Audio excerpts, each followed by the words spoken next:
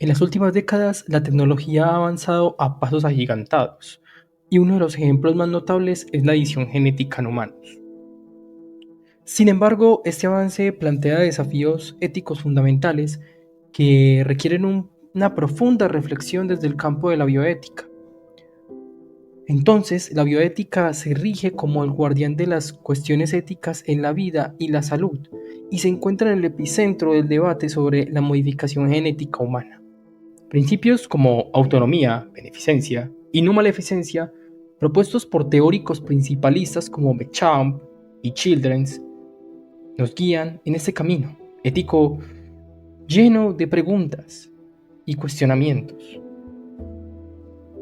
donde es cierto que la manipulación precisa del ADN tiene la posibilidad de alterar características hereditarias, volviéndose una realidad gracias a tecnologías como CRISPR-Cas, por ejemplo, permitiendo las correcciones de mutaciones genéticas, pero también abre la puerta a posibilidades más controvertidas, como la mejora genética y la selección de rasgos deseables. Este panorama plantea expresiones éticas del problema, y aquí hay una línea entre el tratamiento de enfermedades y la mejora no terapéutica, pero esa misma línea se vuelve difusa.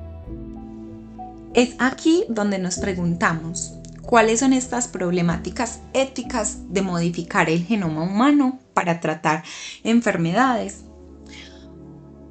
Por ejemplo, el caso de los bebés CRISPR, donde en el 2018 el científico He Jiankui modificó genéticamente embriones humanos utilizando la técnica de CRISPR-Cas, dando lugar al nacimiento de las primeras gemelas genéticamente modificadas. Este caso fue altamente cuestionado porque presuntamente no se había mencionado cómo iba a ser este procedimiento y las consecuencias que podía traer. No había un comité de ética supervisando de manera adecuada y se critica mucho la negligencia de parte del mismo científico.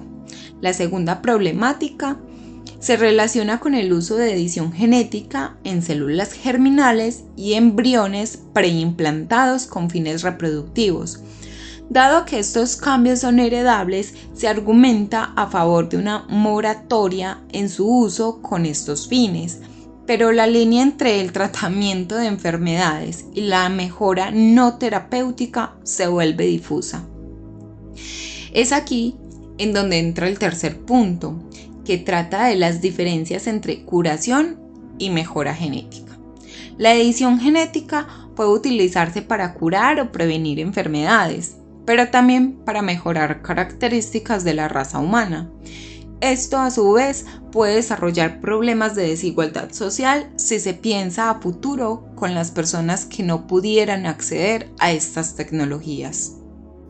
Siguiendo con todo este tema de tecnologías de edición genética, en un lado tenemos autores con ideas más conservadoras como Leon Kass, un bioético que en su libro El comienzo de la sabiduría dice en sus propias palabras: el ser humano está construyendo su propio génesis, centrado en su ego, perturbando su propia biología.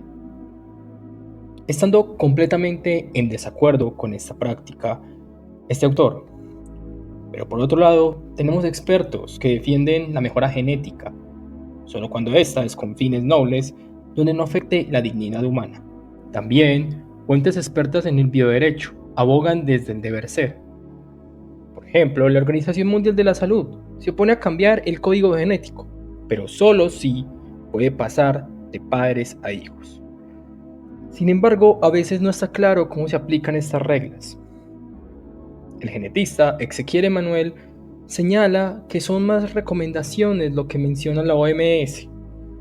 Sugiere que deberíamos tener reglas más estrictas y una mejor supervisión cuando se trata de este tipo de tecnologías, que pueden cambiar nuestros genes, pero al mismo tiempo también permitir que los científicos sigan investigando, siempre que lo hagan de manera responsable y con el conocimiento adecuado. Otras aristas son las planteadas desde la ciencia ficción, como la discriminación y desigualdad que se puede observar en la película Gattaca, donde la sociedad está dividida en dos clases: los válidos, personas genéticamente mejoradas, y los inválidos, personas concebidas naturalmente. Los válidos tienen ventajas en la vida, mientras que los inválidos enfrentan discriminación y limitaciones. En la actualidad, la edición genética plantea preguntas sobre la equidad y la igualdad. ¿Quiénes tendrán acceso a las mejorías genéticas? ¿Cómo evitamos la creación de una brecha aún mayor entre los que pueden pagar estas tecnologías y los que no? Además, Vincent, el protagonista de la película, lucha por su identidad y autenticidad. A pesar de su genética inferior, persigue sus sueños y desafía las expectativas. En la edición genética actual, ¿cómo afectará nuestra identidad personal si podemos modificar nuestros genes? ¿Qué significa ser auténtico cuando nuestras características pueden ser alteradas? La película muestra los riesgos de la ingeniería genética. Vincent engaña constantemente las pruebas genéticas, pero también enfrenta consecuencias. En la vida real, debemos considerar los riesgos éticos y médicos de la edición genética. ¿Qué efectos secundarios podrían surgir? ¿Cómo garantizamos la seguridad y la responsabilidad? Y aquí viene un punto filosófico y ético que plantea muy específico la película, y es el libre albedrío versus determinismo genético. Gattaca cuestiona si nuestro destino está predeterminado por nuestros genes o si tenemos libre albedrío para superar estas limitaciones. En la edición genética actual hay que mirar si estamos equilibrando la mejora genética por algo más individual o es desde un bien colectivo como sociedad. Nuestra genética nos puede dar mejores oportunidades. Cuestionamientos y preguntas que por ahora no tenemos una respuesta para ello. ¿Y en Colombia, qué pasa con la modificación genética? Aquí hay que tener en cuenta de que hasta el momento no ha pasado un caso controversial, o por lo menos no conocido como la modificación genética. Y pasa algo bastante parecido con la OMS, que se podría llamar como una especie de vacío legal, en donde el Código Penal aborda esta cuestión en el artículo 132, que establece lo siguiente: la manipulación de genes humanos que altera el genotipo con una finalidad diferente al tratamiento o al diagnóstico e investigación en el campo de la biomedicina, orientados a aliviar el sufrimiento o mejorar la salud de la persona, puede incurrir en un delito. Sin embargo, hay que tener en cuenta situaciones no previstas, como un accidente, donde no se distingue una modalidad culposa. ¿Esta ley se podría ver afectada en ese sentido? Supongamos que un científico realiza un procedimiento genético en un adulto con el propósito de curar una enfermedad grave, en donde el último recurso es este tipo de tecnología. Se lleva a cabo con el consentimiento informado del paciente, con papeles, con todo en norma, todo con la intención de mejorar su calidad de vida. Sin embargo, durante el proceso resulta una modificación adicional en el mismo genoma del paciente. Esta modificación no era algo esperado y no está relacionada con el tratamiento de la enfermedad original. Como consecuencia, el paciente experimenta efectos secundarios inesperados. En este escenario, el científico podría enfrentar un dilema legal. Aunque su intención era curar la enfermedad, la modificación genética adicional podría considerarse una violación a la ley. Ahí el juez o el jurado tendría que evaluar si el científico actuó con negligencia o si el error fue inevitable dadas las limitaciones científicas actuales. Con todos estos puntos, la edición genética humana entra en un terreno bastante pantanoso. Representa un cruce complejo entre la bioética y la ciencia, planteando cuestiones profundas sobre la justicia, equidad y dignidad.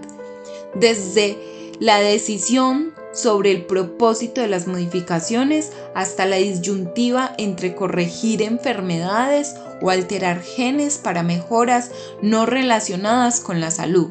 Surgen dilemas éticos. Y entonces, ¿cuál es la conclusión a todo este panorama? En esencia, más que una respuesta definitiva, este campo requiere una reflexión profunda para poder realizar regulaciones más cuidadosas, pero también armoniosas con los avances científicos, con principios éticos, preservando la integridad y el bienestar de la humanidad.